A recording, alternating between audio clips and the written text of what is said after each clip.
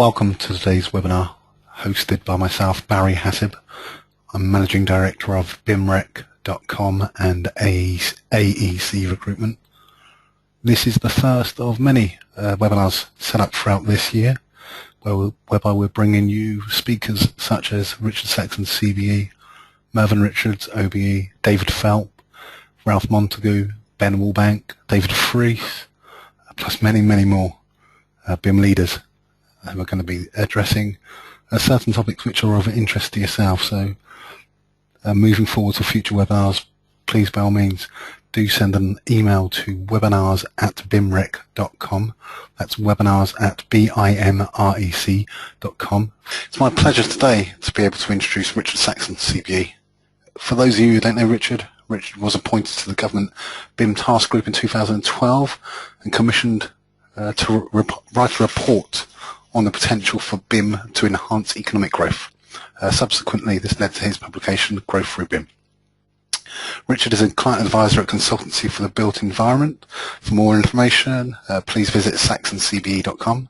Richard is a member of the CIC Executive Board. Formerly, he was chairman of BDP, vice president of RIBA, and president of the BCO. He's a construction expert whose knowledge of BIM is simply exceptional. Richard, in collaboration with BIMrec.com, is presenting on building a winning BIM strategy. For those of you live on the webinar, please ask any questions in the box at the right-hand side. Thank you for participating. Over to you, Richard. Hello, everyone. I'm going to talk to you about two kinds of strategy, because there are really only two kinds. One of them is simply to try and get into BIM before everyone else does.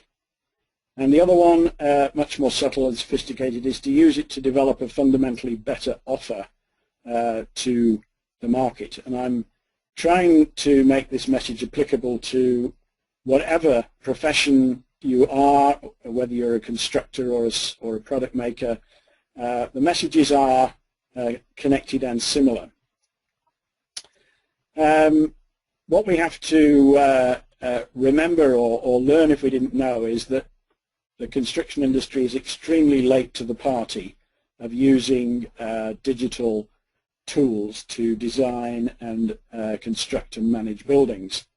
Almost everybody else who makes anything went over to digital working methods a generation ago, so long ago they can't even remember what it was like before. So cars, planes, ships, appliances all use one version or another of what they call Product Lifecycle Management, PLM, which holds all of the data in a digital way and enables them to create new models, which are usually just variants of previous models, because that's what they mostly are. But it also enables a drastic fall in the time it takes to create a new model. A lot of the testing can be done on simulations on the model, instead of having to build prototypes and drive them around and crash them. And most interestingly, and again strictly related to cars, you can make a new car just by adding a few new parts to the existing library of parts, of the parts bin concept, which is going to become very important in buildings too. One of the most important factors in this is that the cost of designing a new car has fallen continuously thanks to this technology. New car prices are what the market will bear, not what things cost, totally differently to building.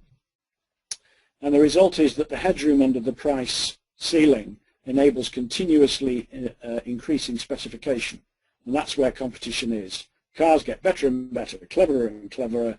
Their prices don't go up unless, of course, the market can bear it. The real cost of building a car has been falling continuously. And if you look at what's happening in car design now, it's not about this innovation, because that was a generation ago. It's about the incorporation of electronics and the smart car, and increasingly smart, and that's what we'll be doing with buildings too. So what's it going to do to you as this process rolls forward? essentially, and this diagram shows you the 8 stages of the RIBA Plan of Work 2013, from 0 at the top, round clockwise, with various professions and trades marked as to where they come in to the conventional program, the conventional plan of work as it goes round. Those in the centre are not related to the plan of work, and right in the centre are the ICT developers themselves, who I have to say know very little about our industry, and they're going to have to mature a lot. But almost everybody's job conventionally defined has both threats against it and opportunities for it, in the sense that nobody's job remains quite the same. And there should be a step change in process and productivity as we adopt this and as the whole commercial landscape evolves. And the question is, what will your firm do to open opportunities and counter threats as other players increase their scope, overlap with you, or as you see opportunities to increase your scope and do things that other people currently do? As we'll see later, some tasks may well very largely disappear, but others will certainly appear. So the first thing you have to do in order to think strategically is to just become internally competent. You have to actually understand level 2 BIM and be able to apply it. And although you can be thinking ahead of that, you can't necessarily do anything about it until you have your basic competence in place. And we'll talk a bit about the toolkit that's available, but you do have to understand all that and be able to use it. And some of it hasn't actually been released yet, so this year is going to be the big year for watching, picking up the new stuff and applying it, because we're really quite the last minute before the 2016 deadline. Some of this stuff is really quite late in the day. You need to train your key staff, but especially you need to train for the information manager role. If you're an architect or a contractor in particular, you need to be able to offer the services of an information manager, or this role may find itself being done by project managers or quantity surveyors, and ideally the role is shaped for the lead consultant or the lead contractor to play, and that's ideally where it ought to be. You can market your competencies by seeking certification of them.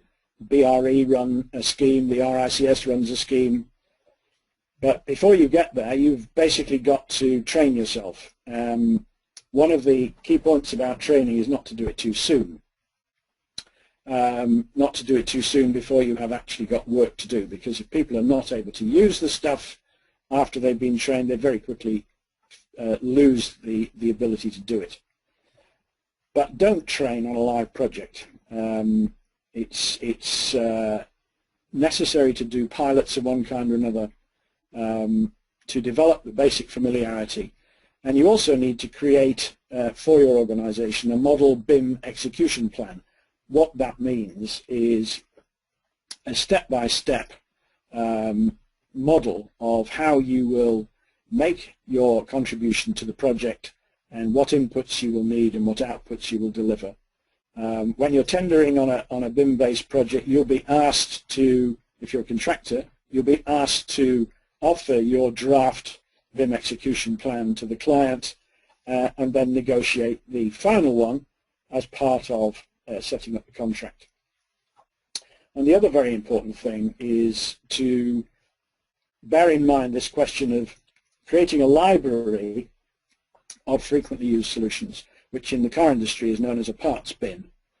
Things that you almost automatically do, products you almost always use, things that you don't have to think about all over again, which you can import from previous projects, usually to do with the back of house stuff, staircases, cores, bathrooms and toilets, kitchens, whatever it is that is capable of being standardized or have limited range of choices.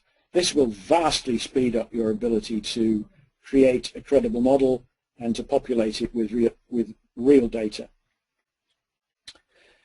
Now, I mentioned the BIM toolkit. This is as full a list as I can reasonably pull together at this point. This is without talking about the software, which is the platform itself. But you need to know what all of these things are, and you need to understand how they affect your appointment and your task. At the top of the pile is the CIC protocol for appointments of professionals. This basically is a protocol which you attach to conventional appointments, which enables the client to specify the tasks that they want you to do in BIM terms.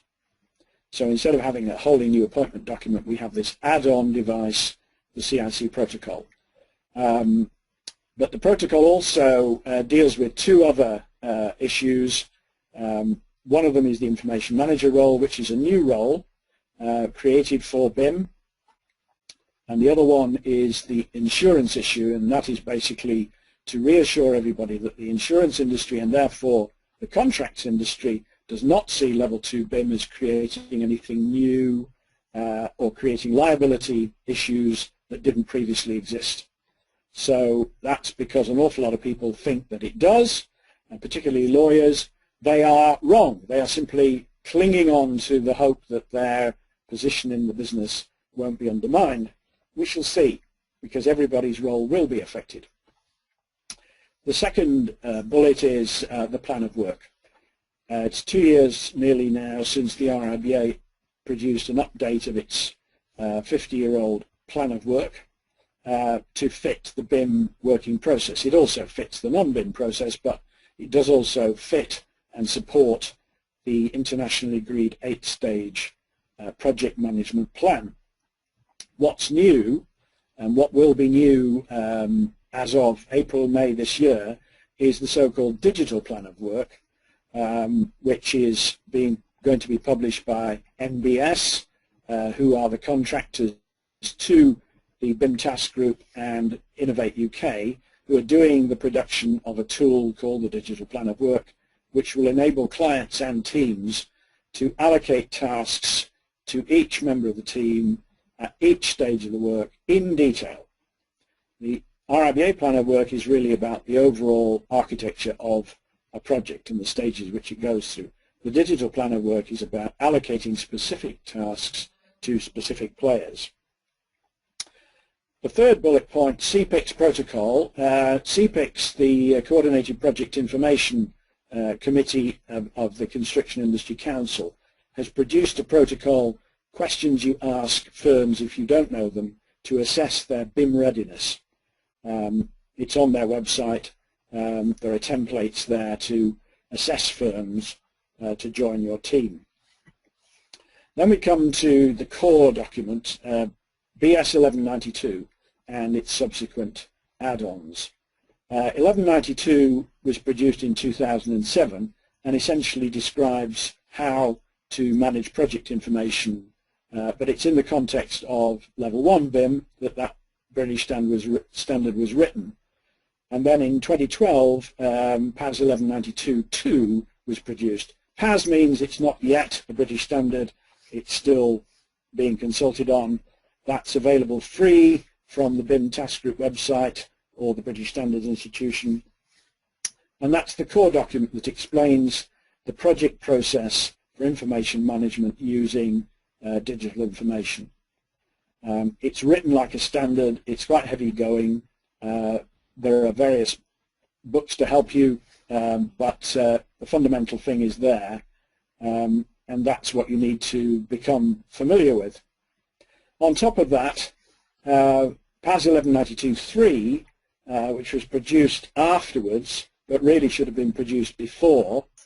If you're a building owner, how do you organize your asset, the information about your building or your estate, so that it supports your occupation and operation and management?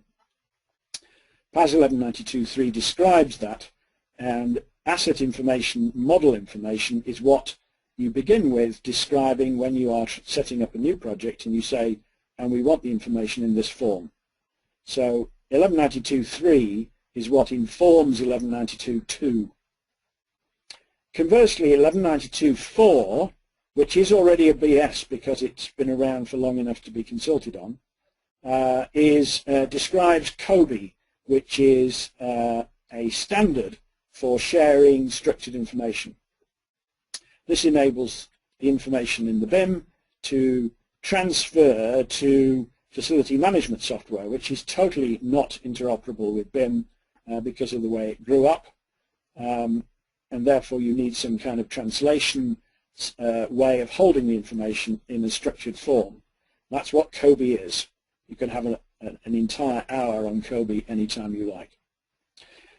BISRIA produces now the convention called soft landings. Soft landings is part of the government's definition of BIM and is a very useful additional service which has been defined now quite clearly and in detail to enable the building to be much more satisfactorily in operation for clients than the conventional handover. But it does mean starting right at the beginning with operation and maintenance as part of the brief.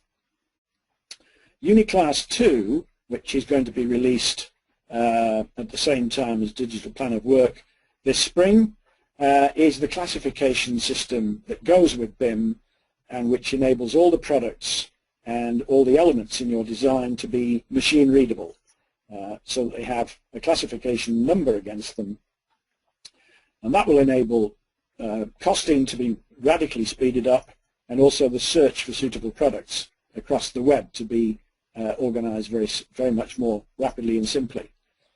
And last but not least, another release to come this year is a PAS 1192.5, which will advise on the worries that everybody will have about sharing information on the web in a BIM, and how to minimize the risks of being hacked or having failures of one kind or another. Now, the next important step in having a strategy is not to be on your own. The conventional way in which teams are built up in the construction industry is one of the greatest problems in the industry. We build a team from scratch every time, we then destroy it at the end of the project, and we think that's the best way of getting the lowest cost for any building. This is completely wrong. No other industry does it. We don't know how to get past it, or we seem not to know. But BIM is about teams playing together, and it's about teams learning to play better together project after project. And that will really change the scenery. The government has already organized for this by qualifying frameworks of teams to do central government work, not just individual businesses who happen to qualify. And this business of knowing who you're working with and liking who you're working with and understanding your processes so that you're not learning on the job, you're actually plug and play related to each other, that's really important. And I think what it will mean is architects putting forward engineers and other players of their choice who they know work the same way that they do and can plug and play with them, and contractors bringing their subcontractors to the table on the same basis that they know they can work together and they have compatible systems. That's going to make a very big change as we go forward into the more detailed parts of BIM working. Job after job, stable teams, that's going to be a landscape changer. Another key element to success in BIM is to recognize that your clients are very, very unlikely to be ready to play their role in BIM. Many of them who have already used it describe their relationship with their suppliers as, well, it was BIM on a handshake. In other words, they had no idea how to ask for it. They simply said, you will use BIM, won't you? And leave me out of it. It's necessary. I mean, you get some advantages even on that basis, but it really is necessary to create the maximum value for clients, to get them involved and support their use of BIM so that they decide to use it in the first place, they can define their own role, they can put together a team with your help, and they can also use the digital plan of work tool to define the roles and allocate the tasks. And you also have to recognize that client decision making is the key to the success of the project. Defining those decisions, providing the information to support those decisions is what the work cycle is all about in BIM. And soft landings requires you to involve the facility management profession as part of the early team, not just people who come in as the building is nearing construction or nearing completion. Somebody who contributes to the design brief and maintains an interest throughout. And this may be an FM consultant as distinct from the eventual supplier, or it may be the supplier is part of the original team. This is my version of the project life cycle under PAS 1192-2.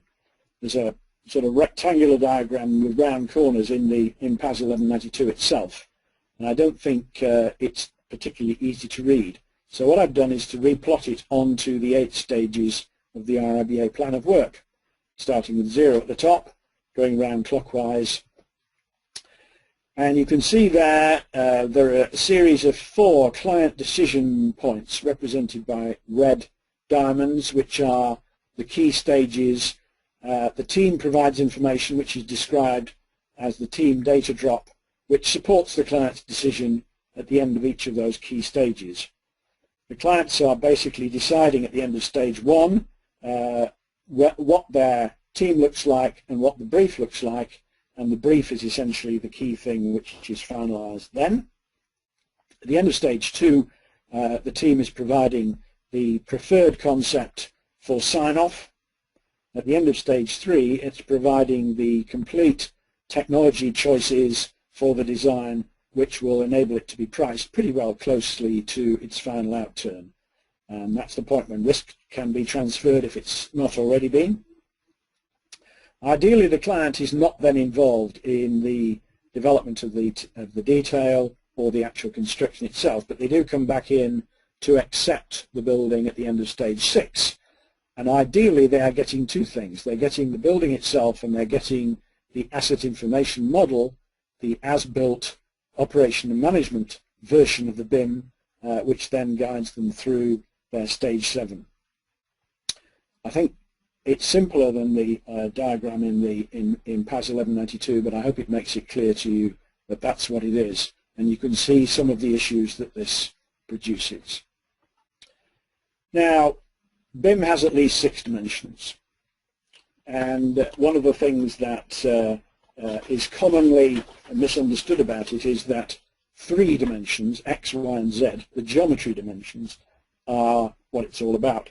Actually, I think by the time we've had another decade of this, we shall be looking at the geometry as a sideshow. The main event is the data that flows out of the things that you tag on to the geometry, the time factor information, the cost factor information, which includes the classification and the specification, and the operation and management information, which enables the occupier, the owner, to manage the building efficiently compared to the standard method of piles and piles of files. And of course, there's all the simulations that you can do during design using the combination of those informations. 4-dimensional input is likely to become largely from the contractor, looking at buildability and logistics, tagging objects for their sequence of operation so that they can build the building safely. The 5th D is largely going to be put together by the QS, and the 6th D by the facility manager playing the soft landings role throughout the development of the design. So how can you use BIM to add client value? Essentially, there is a risk that BIM will become a commodity exercise that everybody is supposed to be able to do in a standard way, and then competition to use it will become competition on price. The way to resist that is to offer something different, offer something extra, offer something that adds perceived client value to the way you do it. And this is basically a diagram of the Toyota method of recognizing that value, price, and cost are three quite separate things.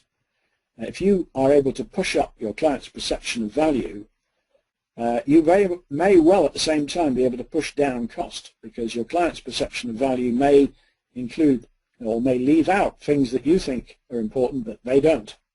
You may be able to reduce the cost of your service or product at the same time as you're increasing its value, the price your client is prepared to pay you to provide it. The price in between is that number which is struck between the value the client perceives and the cost that you incur. And a successful arrangement has to be that the client gets more than they pay for. That's their value margin, that they wouldn't pay for it otherwise. And you get a price which is more than your costs, the price margin. At the moment in construction, value margins are not really perceived scientifically, and price margins are very small. We need to open them up.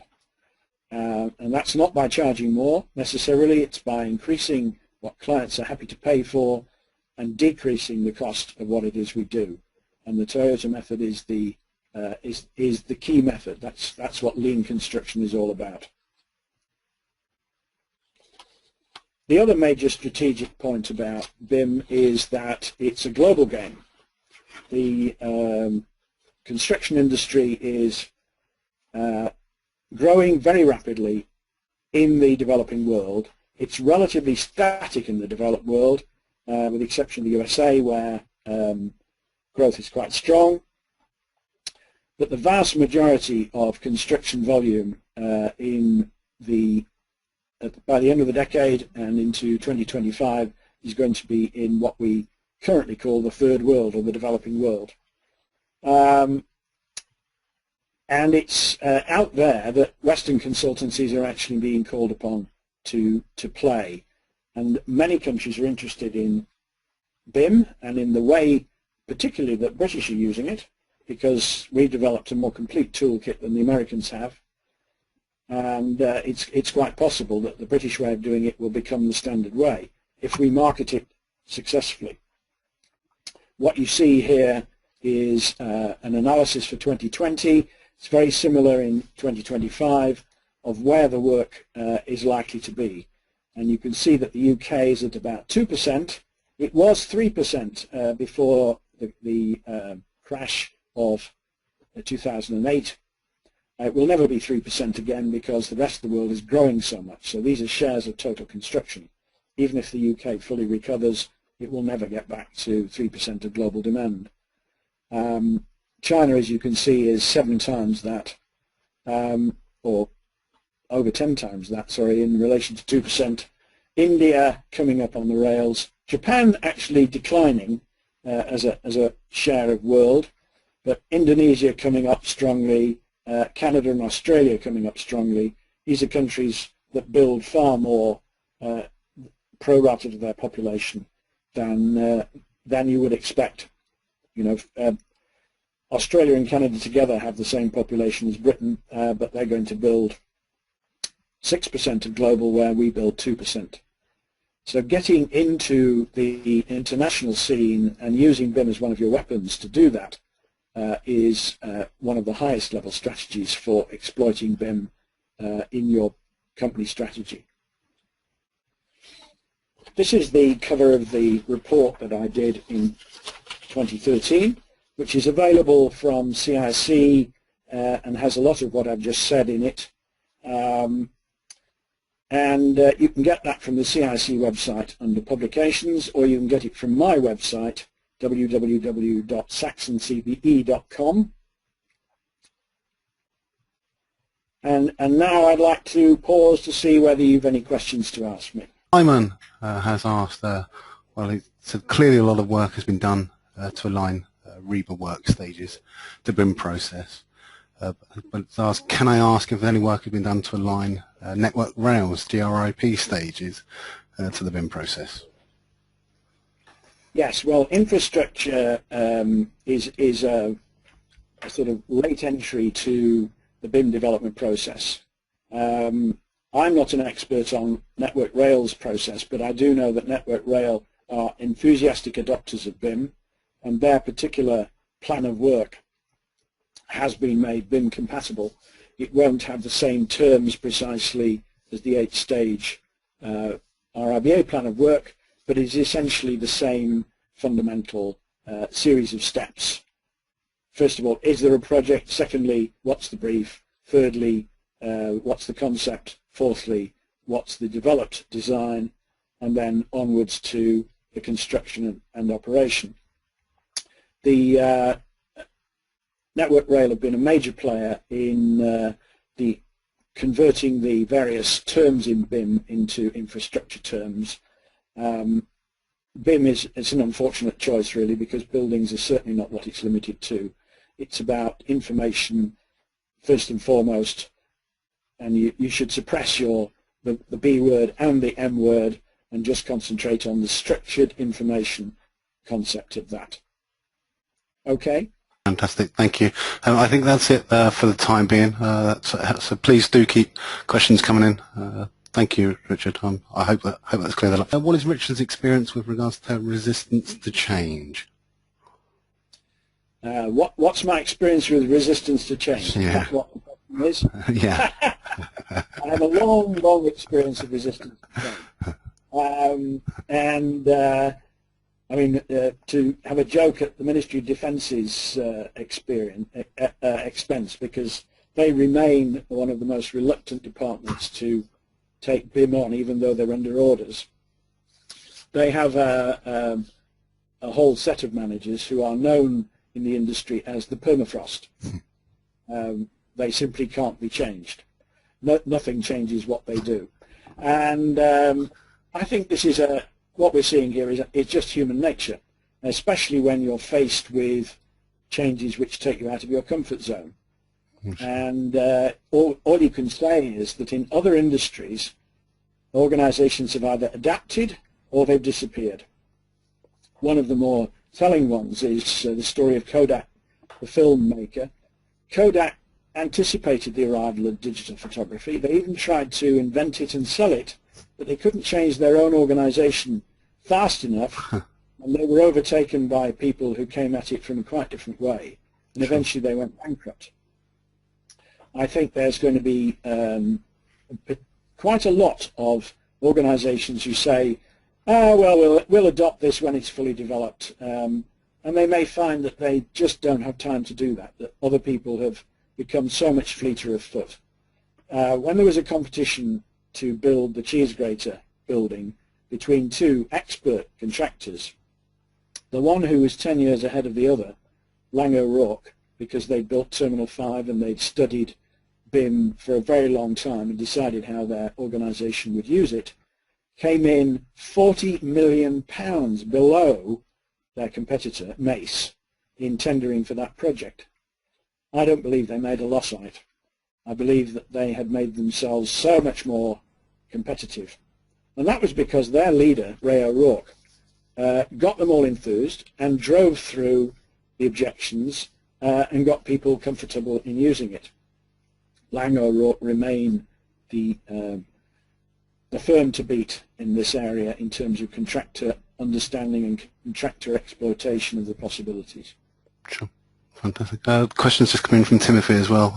Any thoughts on getting the software vendors working together, which goes against their objective to maximise use of their product? Yes, indeed. Well, you know, when this thing first came out, the aim of the software vendors was to create technological islands so their customers were locked in, and all their products, all the features that they needed, they would have to get them from a single source. The whole idea behind BIM, however, is that it should be interoperable, that all the various softwares should work together, so it doesn't matter which one you buy, you should be able to transfer the information from one to the other. Now, very slowly, the vendors are adopting this They're making it possible. In the meantime, you can use plugins of one kind or another to transfer information from one to the other. But the use of the IFC, the Industry Foundation class way of describing objects in your software is the ultimate goal. Those firms that sell software that is IFC compatible will be able to talk to other forms of modeling, other forms on other platforms without loss of accurate data. At the moment, I think we have to accept that we haven't got there yet, and we have to use comparison software like Navisworks or Solibri to look at models produced on different platforms and compare them. Where we will be at BIM level 3 is that we will have fully compatible platforms that can talk to each other on an open basis. But yes, the attempts by the vendors to create empires, which you can't get out of, they're having some success, but they are going against the tide. The tide is for the information to be interoperable, open BIM as it's called. So, you know, watch these companies struggling with this issue. It's like Microsoft versus Apple. In the end, Apple decided to make their machines capable of running Microsoft. And that's what eventually has to happen, because the marketplace demands that they get off their high horses and make their systems open. Yeah, fantastic. Okay. One more question is coming in as well from Chris. Will the DPOW include defined parameter templates for BIM families? That's a very technical way of putting it. The digital plan of work is essentially going to describe the tasks that each player on the team is expected to do during that particular stage of work and the deliverables that they produce. It's not at the level of describing families as you put it. The classification system, on the other hand, which is going to be released with it together, is going to apply to all of those layers of notation which you attach to an object to describe exactly what it is in the model and enable the machine to read that. So yeah, the package of work that comes out in April, May this year will partly answer your question there. Thank you for presenting today, Richard. Please, by all means, do provide more information with regards to what you can do for your clients and how you can help them with their BIM strategy. I do consult to businesses across the industry, both contractors as well as consultants, on what BIM might mean for them and how it might affect their strategy. And you saw the report Growth Through BIM, which I've written for BIS. The RIBA publications have just commissioned me to write a book, BIM for Construction Clients, which will try to address that big gap that clients are more ignorant than members of the industry, more fearful, more reluctant to undertake BIM, and they need to be helped, and this book is partly designed to try and help them, but also to help people on the supply side to help clients by simplifying the message and putting it into lay language. So I hope you found that a useful webinar, and back to you, Barry. For those of you looking to take advantage of Richard's services, please do head over to saxoncbe.com.